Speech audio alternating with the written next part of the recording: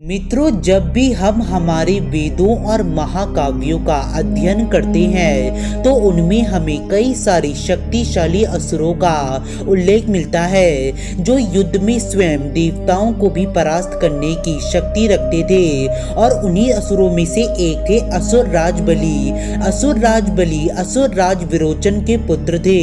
उनका नाम सप्त चिरंजीवी यानी कि 7 ऐसे व्यक्तियों की सूची में आता है जो आज भी इस दुनिया में जीवित हैं। उन्हें स्वयं श्री हरि नारायण से चिरंजीवी होने का वरदान प्राप्त हुआ था।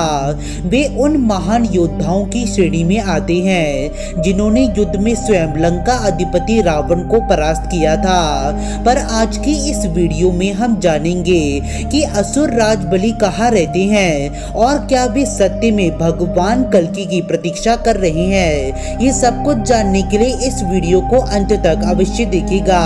वीडियो की शुरुआत करने से पहले एक बार सच्चे दिल से ओम विष्णवे नमः अवश्य कहिएगा।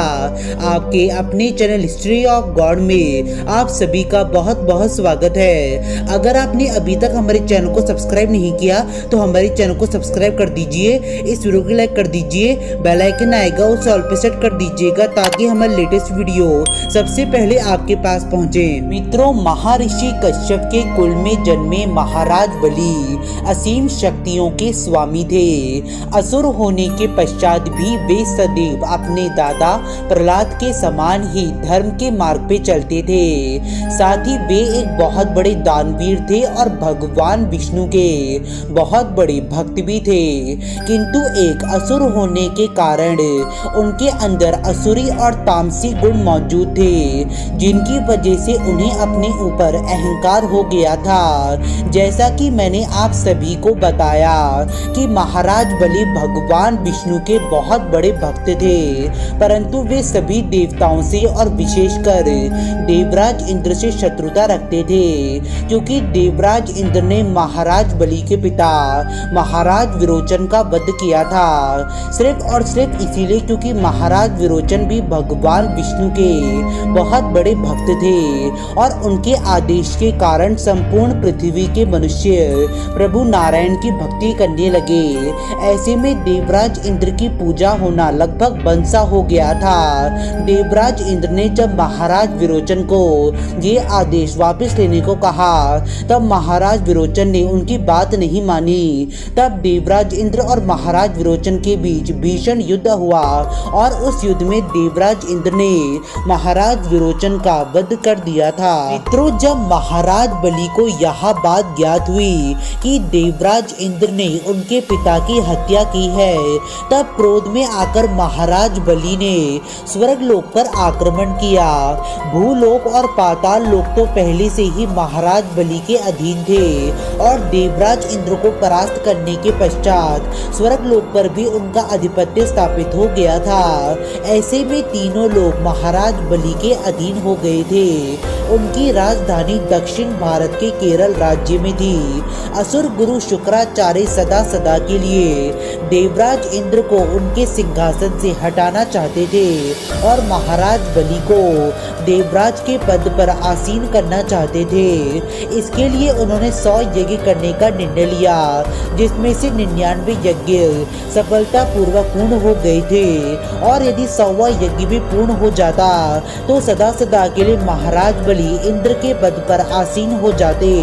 देवराज इंद्र और सभी देवता इस यज्ञ से बहुत ही ज्यादा चिंतित हो गए थे, परंतु किसी में भी उन्हें रोकने की शक्ति नहीं थी।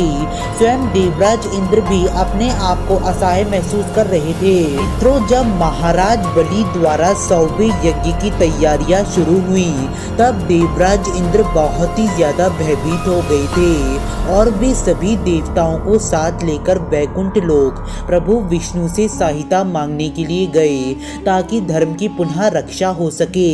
महाराज बलि भगवान विष्णु के प्रिय भक्त प्रहलाद के पौत्र थे। साथ ही महाराज बलि भी भगवान विष्णु के बहुत बड़े भक्त थे। इसी कारण से वे अपने भक्त का वध नहीं करना चाहते थे।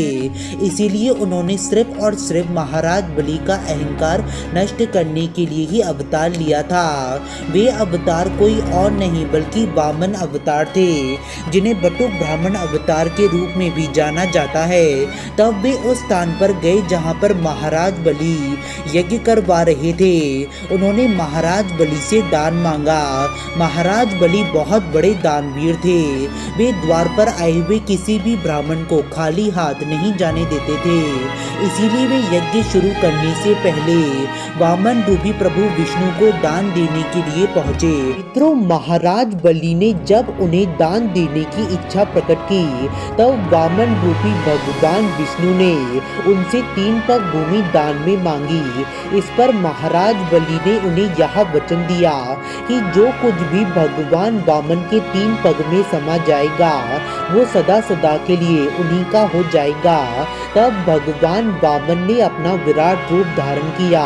उन्होंने अपने प्रथम पग में संपूर्ण पृथ्वी को नाप लिया और द्वितीय पग में उन्होंने स्वर्गलोक समेत अन्य सभी लोक नाप लिए।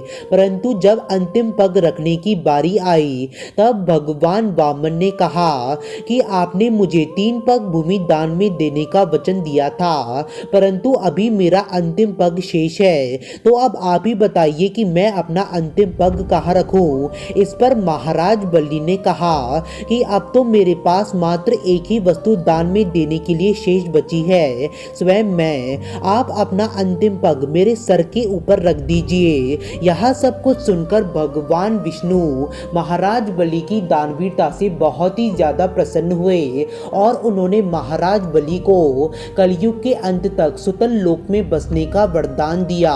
मित्रों, ये वही सुतल लोक है जिसे इंद्र आदि देवता तो क्या स्वयं महान ऋषि भी प्राप्त नहीं कर सकते। भगवान विष्णु ने महाराज बलि को यह वचन दिया था कि वे स्वयं उनके लोक की रक्षा करेंगे और सुतल लोक में महाराज बलि की शक्तियों के अतिरिक्त अन्य किसी की शक्तियां कार्य नहीं करेंगी। साथ ही भगवान विष्णु ने महाराज बलि को यह भी वरदान दिया था कि अगले इंद्र वही बनेंगे। यदि बात की जाए कि क्या महाराज बलि भगवान विष्णु के कल के अवतार की सहायता करेंगे, तो इसका उत्तर है हाँ। महाराज बलि भगवान कल्कि की सहायता अवश्य करेंगे और कली पुरुष के वध हेतु एक विशेष भूमिका भी निभाएंगे।